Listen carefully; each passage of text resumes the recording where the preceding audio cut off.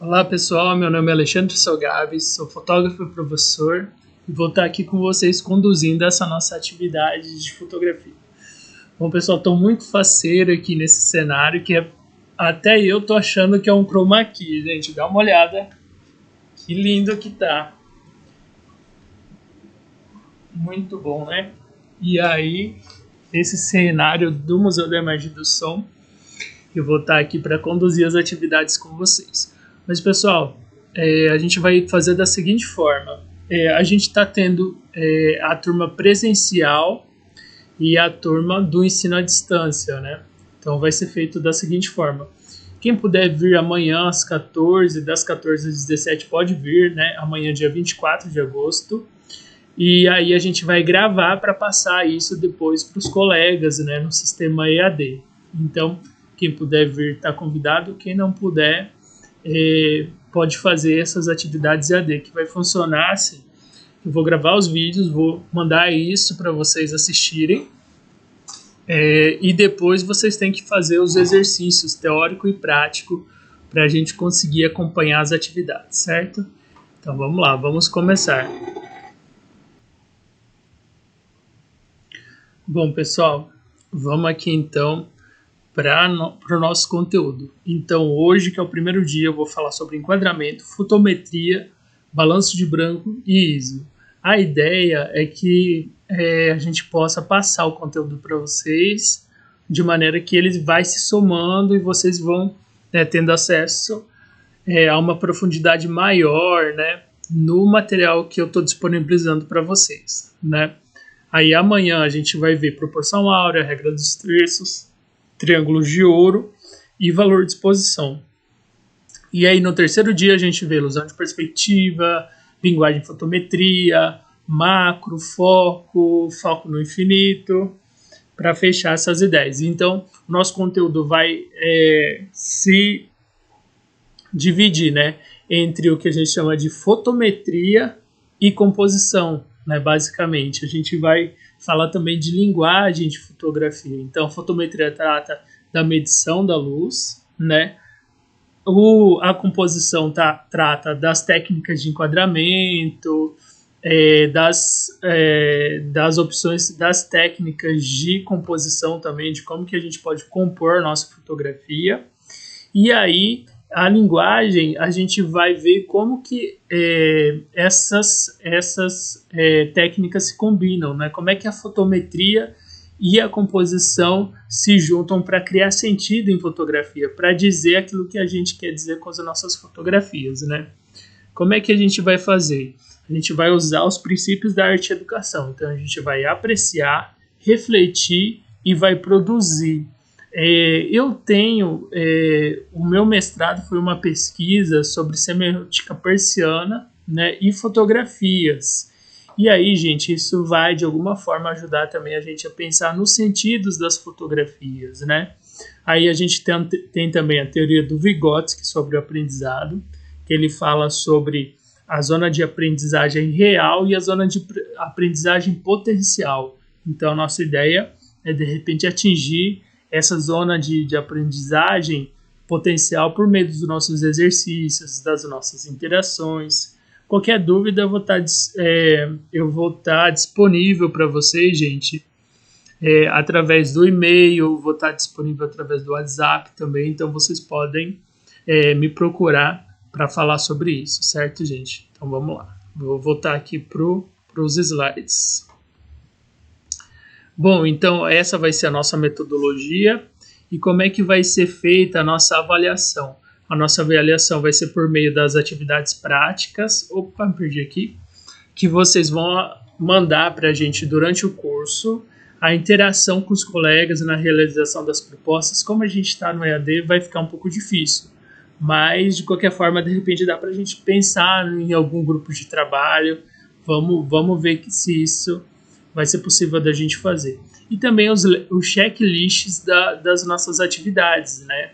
Eu vou mandar alguns exercícios para vocês no e-mail e espero que vocês façam isso e devolvam. Aí a presença de vocês vai a partir desse material. Bom, pessoal, eu quero que vocês, assim, tenha um pouco de paciência, porque a gente está pegando um material que é presencial e tentando adaptar ele para o ensino à distância.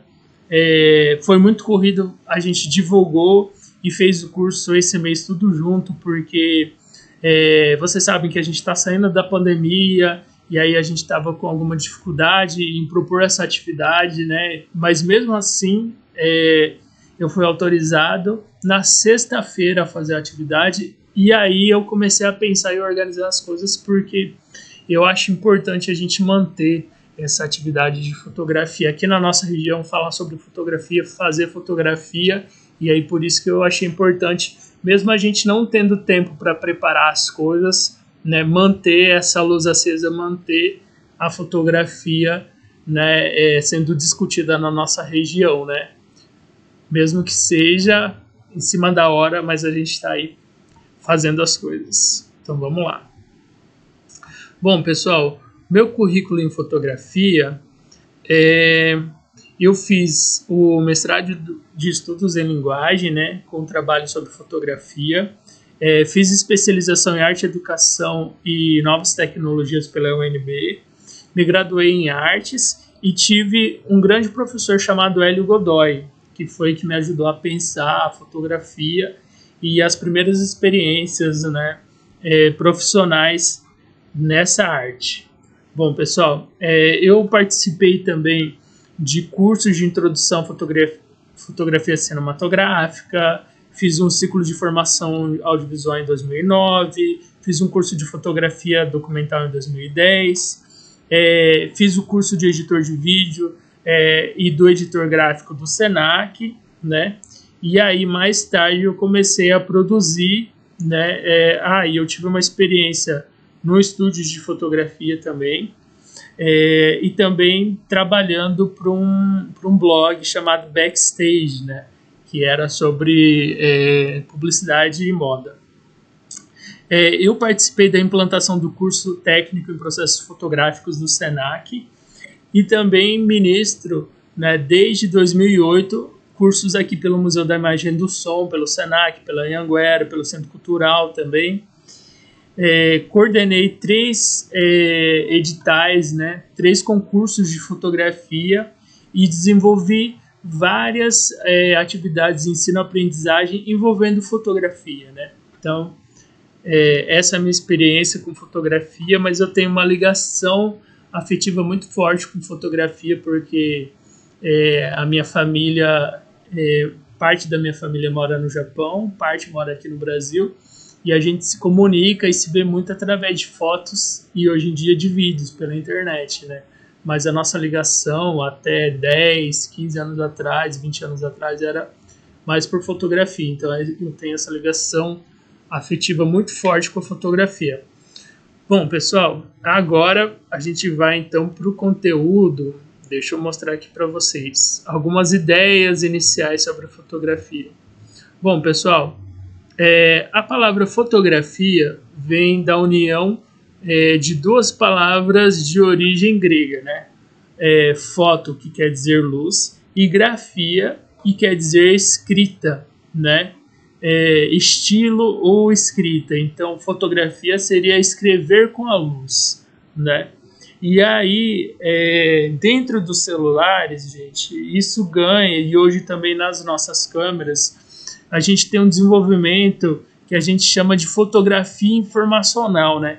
Que seria a fotografia resultante de computação de dados também, né? Ou seja, quando a gente vai fazer a foto e usa um aplicativo, e no aplicativo a gente tem filtros, a gente tem várias opções para mudar as coisas, né? Então essa fotografia que usa recursos, né, de computação de dados, né, de processamento de imagem, a gente pode chamar de fotografia informacional. É um pouco discutível, que é uma coisa que está acontecendo, e toda vez que a coisa está acontecendo e a gente tenta refletir sobre ela, a gente não tem um distanciamento, mas eu acho que é importante da gente pensar a respeito disso. Bom, pessoal, quando a gente fotografa, quando a gente tem a palavra, né? Fotografar. Eu fotografo, tu fotografa, nós fotografamos. e há um profundo sentido, né, gente, nessa questão da fotografia, no sentido assim de que a gente tem um momento que a gente captura uma determinada imagem, né, e essa imagem ela representa uma pequena fração do segundo, né? Então não é uma fotografia que a gente tira ou que a gente bate, é uma fotografia que de alguma forma a gente captura. Então isso é muito importante da gente pensar nesse sentido, né, de guardar essa imagem para a gente. Depois a gente vai retomar isso ao longo das nossas atividades. Deixa eu ver aqui. Bom, algumas máximas sobre fotografia, né? Fotografia é uma arte e toda arte precisa ser cultivada. Então a gente quer melhorar as nossas fotos, a gente precisa fotografar muito. Fazer fotos no nosso cotidiano, fazer fotos na comunidade onde a gente está inserido, né? E o mais importante é o olhar. Como é que a gente olha o mundo à nossa volta, como é que a gente percebe as coisas à nossa volta, porque isso vai fazer toda a diferença. Opa, deixa eu voltar aqui. Isso vai fazer toda a diferença na hora da gente pensar o nosso resultado final. Muitas vezes a gente acha que a nossa câmera sendo boa, que vai dar uma boa foto pra gente, mas na verdade o que importa é o olhar, a nossa sensibilidade às coisas à nossa volta. Então, agora vamos falar sobre enquadramento. Bom, pessoal, o enquadramento, então. A tela de display é como um quadro, né? O fotógrafo busca o melhor desenho. Então, gente, quando a gente está tratando do enquadramento, a gente sempre vai buscar, dentro do nosso enquadramento, a melhor forma, né? Então, a gente pode sempre... Opa, deixa eu voltar aqui. A gente sempre vai estar buscando o melhor enquadramento. Então, qual será o melhor ângulo, por exemplo, desse copo? Qual a melhor forma de olhar para ele? Né? Então, cada ângulo que eu buscar aqui vai ser uma fotografia diferente. E aí eu vou poder fazer essas fotos, né, e criar minhas imagens. Né? Opa, deixa eu voltar aqui. Opa. Então, tem uma frase bastante interessante do Cartier-Bresson, que foi um dos maiores fotógrafos, né, que a gente já teve, e ele diz o seguinte: fotografar é colocar na mesma linha de mira a cabeça, o olho e o coração. Então, gente, as nossas fotografias vão sempre tratar, né, da gente usar a cabeça, que é a nossa parte racional, de usar o olho, que é a nossa percepção, e o coração, que é usar a nossa sensibilidade, né? Então a gente sempre vai estar trabalhando com isso em mente, né? Fotografar e colocar na mesma linha de mira a cabeça, o olho e o coração. Então aqui eu tenho algumas imagens, né? E trouxe alguns erros de enquadramento aqui para vocês olharem, gente. Olha, dei uma olhada então nesses erros aqui.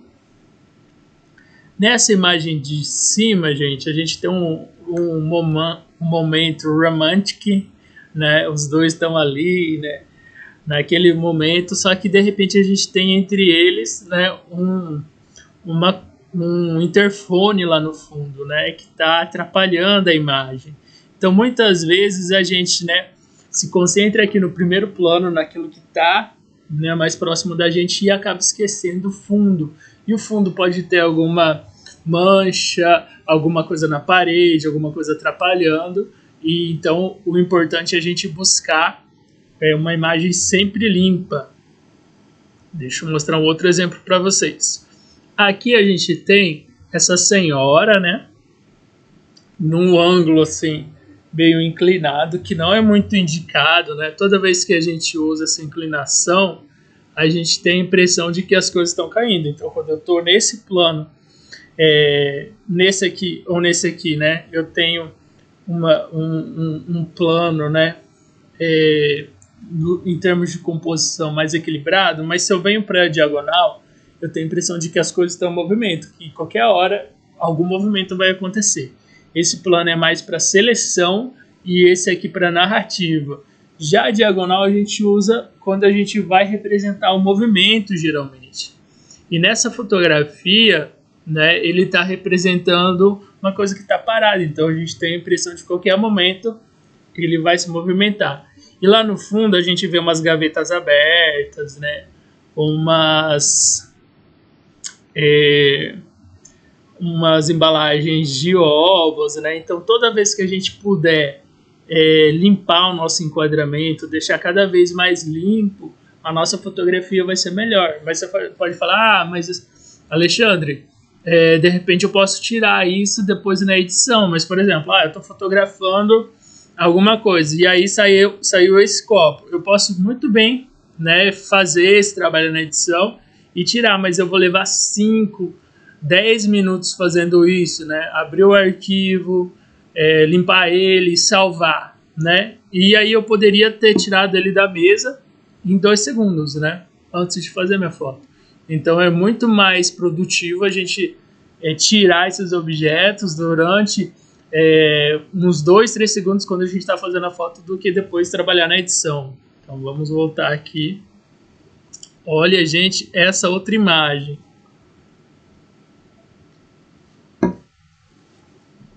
Era uma imagem de Face, né, de mídia de rede social.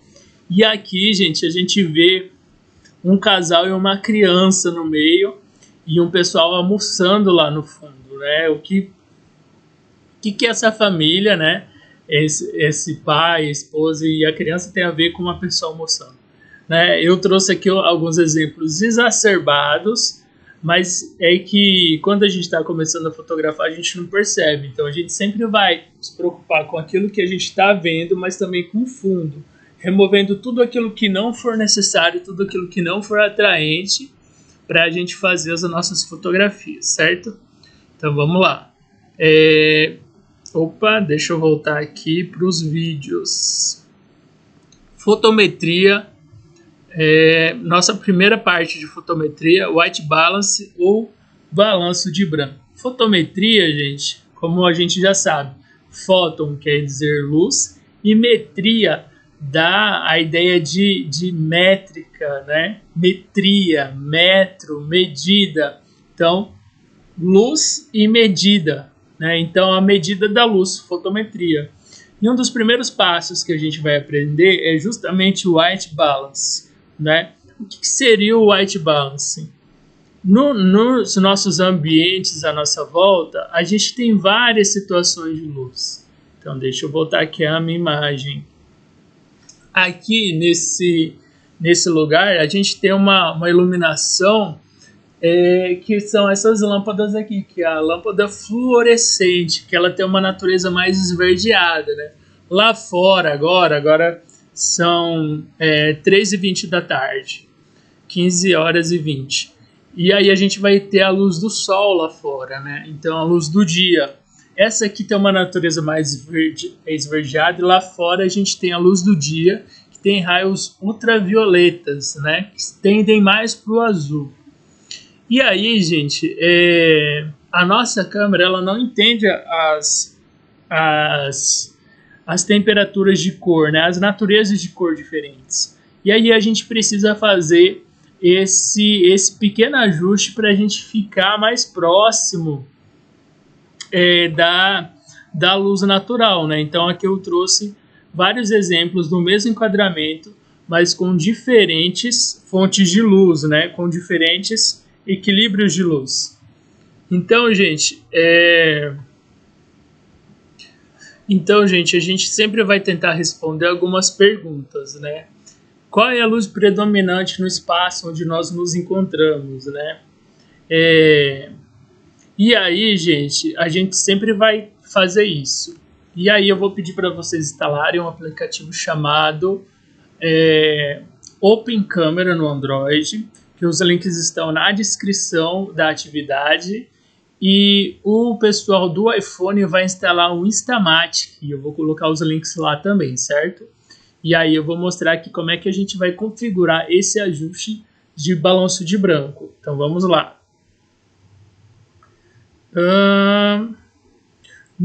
Para a gente usar esse aplicativo, então, gente, a gente vai instalar ele E aí, no Android, a gente vai clicar aqui, deixa eu procurar o meu.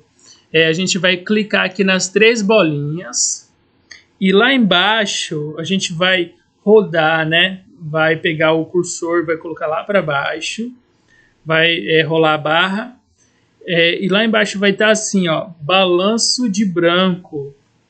Deixa eu ver aqui certinho o nome pra gente. Deixa eu voltar aqui a gravação. Então aqui eu tenho o meu aplicativo. Então vou vir nas 3 bolinhas aqui. Aí eu vou rolar lá para baixo a minha barra. E lá embaixo vai estar assim, ó, balanço do branco. E aqui deixa eu mostrar para vocês. Balanço de branco. E aí ele vai abrir aqui as opções pra gente. Então vários celulares vão ter algumas opções diferentes. Então aqui eu consigo ler incandescente, fluorescente, daylight. No iPhone, deixa eu mostrar aqui para vocês, ó. Então esse aqui vai ser o nosso Instamatic e aqui a gente vai ter o WB escrito, WB Auto, que seria White Balance, né, que é balanço de branco em inglês, Auto no automático, né? Então a gente vai tocar e a gente vai ter os símbolos ali para escolher. Então aqui, gente, que é incandescente? Incandescente, em português, seria incandescente. Fluorescente em português, né? Daylight seria luz do dia em português. Cloudy daylight seria o nublado, né? Seria o dia de luz nublado. Cloudy quer dizer nublado, né? E aí, de acordo então com a luz do meu ambiente, eu vou configurar então o meu celular aí para conseguir melhorar essa luz. Então eu vou apresentar as diferentes situações de luz para vocês. Então, gente, aqui eu tenho a luz incandescente, né, que é uma luz mais amarelada, né, mais avermelhada. Essa luz incandescente ela é muito encontrada em espaços públicos, né? Então a gente tem isso geralmente nas ruas, né? Em praças, em espaços públicos geralmente usa essa iluminação mais avermelhada. Então eu faço a correção incandescente e vocês vão notar que ele vai tirar o excesso de vermelho, né? Isso aqui é uma foto lá da orla que eu fiz, né? Que lá vai ter essa iluminação incandescente. Fluorescente, gente, é uma luz mais comum, né? Vai estar presente aí no nosso dia a dia, geralmente nas salas de convivência, sala de aula, restaurante, né? Que geralmente é essa luz compridinha, ela é fluorescente, né? Então ela vai ter essa cor. E aí, gente, ela tem uma iluminação mais pro verde, e aí a gente vai conseguir fazer esse ajuste para um ajuste mais voltado para o branco. Luz do dia, então, gente, luz do dia. Toda vez que eu estiver fora do ambiente fechado, se for de dia e não estiver nublado, é luz do dia. Então, parques, praças, a rua, né, uma infinidade de espaços. Então, a gente vai ter essa luz do dia. Geralmente, ele vai ser das 6 da manhã até às 17 da tarde em dias de sol, né? Olha só essa fotografia que eu fiz. Essa aqui também é minha. O nublado, então, gente, vai ser quando a gente tiver nuvens, né? Quando o dia tiver nuvens, então eu vou pegar e vou configurar então para o nublado. Ou então no Open Camera Cloud Daylight, né? E no iPhone vai ter uma nuvenzinha que é o símbolo conforme a gente está vendo aqui. Então, gente, essas configurações a gente vai conseguir usar na câmera também, né? A gente vai ver a nuvenzinha, luz do dia a gente vai ver o solzinho, né? Então a gente vai conseguir usar isso nas nossas câmeras também. Então aqui um exemplo, no dia nublado, então, que a gente usar essa configuração. Certo? Tudo certo? Alguma dúvida? Se ficar alguma dúvida, vocês podem mandar mensagem para mim, podem mandar o e-mail, certo? Pode dar uma pesquisada também, mas daqui a pouco a gente vai fazer o exercício para a gente fixar esse conteúdo que eu estou passando para vocês também. Então vamos lá. Agora a nossa próxima parte sobre fotometria é o ajuste do ISO.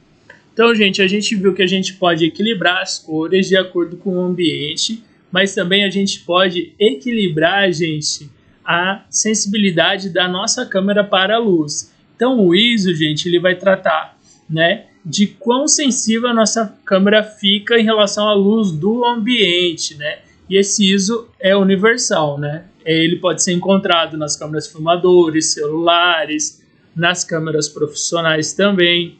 E aí, gente, a gente vai tratar o ISO usando a seguinte lógica. Quanto maior o ISO, né, menor o tempo de exposição, menos luz, mais movimentos mais rápidos, né? Então, toda vez que a gente subir o ISO, a sensibilidade da nossa câmera vai aumentar toda vez que eu subir o ISO. Em compensação, eu vou ter mais ruído nas minhas imagens, né? Então, por exemplo, toda vez que eu tiver movimento, toda vez que estiver escuro, toda vez que eu tiver pouca iluminação no ambiente, eu vou colocar um ISO mais alto, certo? Aí a gente tem até uma brincadeira, né? Se for fotografar criança ou cachorro, tem dois jeitos, né? A gente sobe o ISO ou a gente amarra o cachorro, né? Brincadeira. Aí, gente, então sobe o ISO para fotografar animal e criança também, que criança não para, né? Sempre tá correndo. E aí, gente, só que tem um porém, mas aí a gente vai ver a questão do ISO baixo também. Deixa eu voltar aqui, fiquei sem graça de fazer essa brincadeira aí. Ao vivo pega melhor, né? Quando a gente tá presencialmente pega melhor. Diminuindo o ISO, a gente vai ter uma cor mais limpa, né? Só que vai ter uma cor mais natural, uma cor mais vibrante. Só que a gente tem esse problema da foto de repente ficar tremida ou embaçada por conta do movimento na câmera, né? Então, como é que a gente faz isso? Deixa eu mostrar aqui para vocês. A gente vai entrar de novo ali nos três botãozinhos. Deixa eu ver aqui, deixa eu abrir o meu Open Camera. Aí, como é que a gente vai configurar esse ISO? A gente vai clicar ali no mais menos, que é esse menu aqui, mais menos, e vai aparecer aqui pra gente as nossas graduações de ISO, e eu posso escolher o ISO que eu vou usar, né? O meu celular aqui, ele vai até 4.500, mas tem celular que vai até 1.600, tem celular que vai até 400, então vai depender aí da configuração do celular. Aí você pode falar, professor, mas eu não estou achando essa configuração do ISO no aplicativo. Então pode ser que de alguma forma isso pode estar travado para você, mas você pode ir no aplicativo nativo da sua câmera do celular e procurar essa opção de ISO, né? Professor, mas eu não encontrei ainda. Pode mandar uma foto para mim, um print screen da sua tela, que aí eu vou ajudar vocês a encontrar isso, certo? Então qualquer dúvida vocês podem me procurar. Então vamos ver quais as medidas do ISO. O ISO, gente, vai seguir uma determinada ordem, né? O ISO vai seguir uma determinada lógica, ele sempre vai estar dobrando. Então a gente tem o ISO 100, depois o ISO 200, 400, 800, né? Porque nós, seres humanos, só conseguimos enxergar a diferença na luz se a gente dobrar a luz ou se ela cair pela metade. Então o ISO está sempre trabalhando nessa lógica. Na verdade, a nossa câmera fotográfica está sempre trabalhando essa lógica. Está dobrando a luz que entra ou cortando ela pela metade, certo? Então a gente fica com essa ideia na cabeça, depois a gente usa ela. Então o ISO 200, aqui um dia de praia, um dia que tiver muito sol, então eu vou usar o menor ISO e aí eu vou ter uma cor de grama mais verde, eu vou ter uma cor do céu mais azul, né? Então toda vez que eu tiver muita luz, eu posso usar então esse ISO mais alto, o ISO 100, 200, certo? Então aqui um outro exemplo, na praia, esse aqui lá em Ilhabela, eu fui passar minhas férias lá em 2012, por aí, e aí eu fiz essas fotos. Essa foto aqui também é sobre ISO 400, né? 400, 800. O ISO 400, 800, a gente vê ISO 100, 200, então, quando eu tiver muita luz, ISO 400, 800 são indicados para situação de luz mediana. Então, final de tarde sem nuvens, sombra de luz intensa, ambiente interior de casas, né, durante o dia. Então, eu vou usar esse ISO 400-800. Então, um dia nublado, por exemplo, né? Esse aqui foi lá em Ilhabela também, meu tio pescando, e aí eu fiz essa foto quando estava nublado. Final de tarde, ó. Então, o ISO foi, eu não lembro se foi 400 ou 800 aqui, mas é esse ISO mais alto. E por fim, a gente tem o ISO 1600, 3200, depois o 6400, 12800 e aí por diante. Aí, gente, esse ISO mais alto a gente vai usar quando a gente tiver pouca iluminação, uma iluminação escassa. Então, por exemplo, jantar à luz de vela, interior de residências, né? Interior de residências à noite. Nessas situações. Bom, pessoal, nessas situações... Eita, sumiu a voz. Nessas situações onde a gente tem pouca luz, a gente vai usar, então, esse ISO mais alto, 1600, 3200. Aí eu trouxe aqui umas fotos que eu fiz, né? Show do Jota Quest, apresentação de dança, uma projeção também, né? Então, nessas ocasiões, a gente vai usar esse ISO mais alto, então. Turma, então era isso que eu tinha para mostrar para vocês hoje. Vou mandar os exercícios. Vocês vão fazer alguns exercícios práticos e teóricos também para a gente ajudar essa fixação. Então, eu peço primeiro para vocês responderem o exercício teórico. E aí eu vou mostrar aqui explicando para vocês. E depois vocês fazem o prático e mandam esse resultado para mim por e-mail ou então pelo WhatsApp, certo? Então, deixa eu olhar aqui rapidinho. Bom, turma, então vamos lá, eu vou mostrar os exercícios aqui para vocês. O primeiro que vocês vão fazer, então, é o exercício teórico. Lembrando que esse exercício vai ser considerado a presença de vocês. Então, aqui, o primeiro exercício vai ser o seguinte. Eu vou ler aqui com vocês. A palavra fotografia vem do grego phos e grafia, respectivamente, luz e escrever. Assinale a alternativa etimologicamente incorreta sobre a expressão do gesto de fotografar. Lembrando, pessoal, que a gente sempre tem essa coisa de registrar uma cena, né, de guardar ela de alguma forma. Então vocês vão dar uma olhada no que é errado aí e vão assinalar para a gente. Segunda, assinale V para as alternativas verdadeiras e F para as falsas em relação aos cuidados que o fotógrafo deve ter na hora da composição, do enquadramento. Lembrando, gente, que composição é uma coisa, fotometria é outra. Então, toda vez que a gente estiver mexendo com ISO, com white balance, a gente está falando de fotometria. Toda vez que a gente estiver falando de enquadramento, regra dos terços,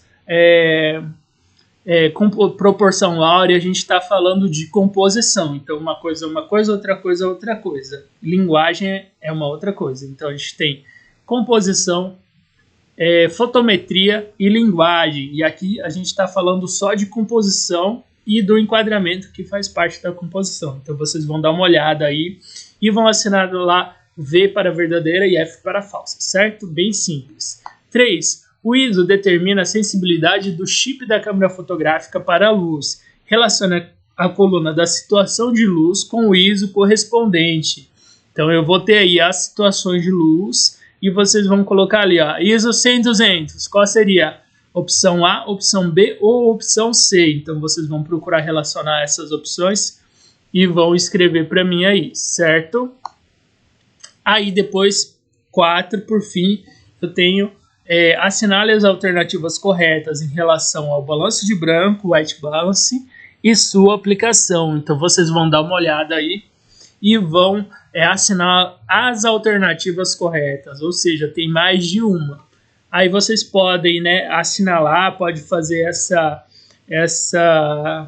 esses exercícios no computador mesmo, editando isso no Word, pode mandar para mim. Professor, mas eu não tenho Word. Aí, de repente, eu vou mandar esse PDF também, aí vocês podem dar o print, né, e assinalar usando a canetinha na edição do print, e depois manda isso para mim e eu vou considerar, certo? Então, vamos aqui para o próximo exercício. Então, a gente teve esses exercícios Vamos ver aqui agora o prático. O exercício prático, gente, vocês vão fazer o seguinte. Eu quero 9 fotos. 3 fotos vão ser de enquadramento. Aí vocês vão se lembrar aqui que a gente conversou. Que a gente retira tudo aquilo que não é importante do nosso enquadramento, evitando sair lixeira, extintor, tomada. Então vocês escolhem alguma coisa que vocês gostem, né, e vão fotografar. Eu recomendo, gente, vocês fotografarem muitas coisas, né? Objetos pequenos, paisagens, retratos, animais, flores, objetos, certo? Que isso vai ajudar no repertório de vocês como fotógrafos. E aí, de todas as fotos que vocês fizerem, vocês vão selecionar 3 e vão enviar para mim, certo? Deixa eu voltar aqui. Depois disso, gente, vocês vão fazer 3 fotos utilizando o white balance. Luz do dia, fluorescente e incandescente. Ah, professor, mas eu não lembro onde é o white balance. Então você vai lá no seu celular, vai procurar o balanço de branco e vai fazer fluorescente, incandescente, fluorescente, luz do dia. E aí você vai notar a diferença de cores. Gente, quando a gente fala de fotografia, a gente diz que a fotografia em si é como se fosse uma parte do nosso corpo. Qual seria a fotografia em si? Se fosse uma parte do nosso corpo, seria a memória, né? Porque a gente guarda as coisas na nossa cabeça, então a gente tem uma imagem daquilo que aconteceu, certo? E agora, a câmera, se a fotografia é nossa memória, a câmera corresponde a que parte do nosso corpo? Vamos pensar. Isso mesmo, gente, os olhos, né? A câmera corresponde aos olhos no nosso corpo. E aí, pessoal, a gente vai tentar utilizar a nossa câmera várias vezes em várias situações, esse nosso white balance, o nosso ISO, os nossos enquadramentos, porque a ideia é tornar isso tão natural para vocês que vocês vão sentir como se a câmera fosse uma extensão do corpo de vocês, né? Então, fotografar em várias situações esse white balance, em espaço aberto, espaço fechado, de dia, à noite, de tarde, para ver como é que a sua câmera vai reagir. Aí fotografar incandescente, fluorescente, luz do dia, nublado, o que mais que a gente tem aí? Que a gente pode usar. Tem vários celulares que tem outras opções de white balance, flash também, que vocês podem usar.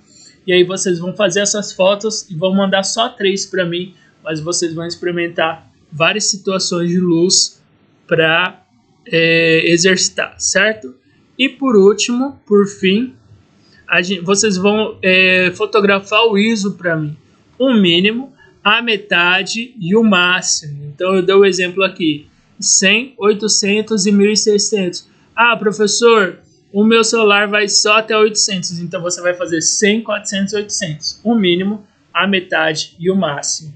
E aí você vai mandar essas fotografias, né, para mim, vai enviar para mim, para que depois na aula a gente possa olhar essas fotos juntos e refletir sobre as coisas que vocês fizeram, certo?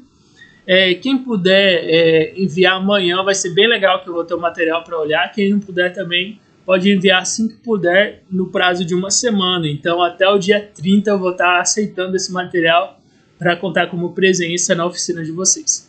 Bom, pessoal, muito obrigado por ter assistido até aqui. Se vocês tiverem alguma dúvida, vocês podem me chamar, podem me procurar. Eu estou aqui na Fundação de Cultura, das 7 até as 18 horas, né? E aí, qualquer dúvida, vocês podem chamar no WhatsApp, pelo e-mail também. Então é isso, gente. Muito obrigado. Amanhã tem oficina também. Quem quiser vir presencial, é só me avisar antes, certo? Então é isso, gente. Um grande abraço e até mais.